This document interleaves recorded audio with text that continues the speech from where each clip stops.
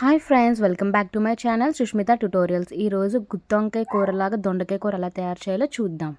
మసాలా పేస్ట్కి కావాల్సిన సామాన్లు 2 ఉల్లిపాయలు, ఎండుమిరపకాయలు, జీలకర్ర, అల్లం, చింతపండు, ధనియాలు, ఎల్లుల్లిపాయలు, చిన్న ముక్క బెల్లం. అన్ని దొండకాయలు కూడా ఈ విధంగా కట్ చేసుకోవాలి వీడియోలో చూపిస్తున్నట్టుగా. ఒక దొండకాయని 6 to 7 పీసెస్ కట్ చేయడానికి ట్రై చేయండి, బాగుంటుంది, మంచిగా కుక్ అవుతుంది, టేస్టీగా ఉంటుంది. అలా కట్ చేసుకున్నవన్నీ కూడా ప్యాన్ పెట్టుకొని ఆయిల్ వేసుకొని ఆయిల్లో ఫ్రై చేసుకున్నాను. ఆయిల్లో ఫ్రై చేసాక ఈ విధంగా ఉంటుంది.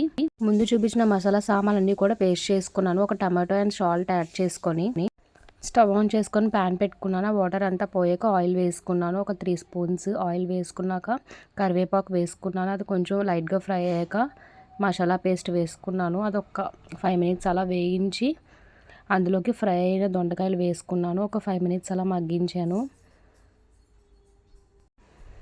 అలా 5 minutes లో ఫ్లేమ్లో ఉంచి లాస్ట్లో కొత్తిమీర వేసుకొని స్టవ్ ఆఫ్ చేసుకున్నాను. అంతే ఈ వీడియో. Bye bye.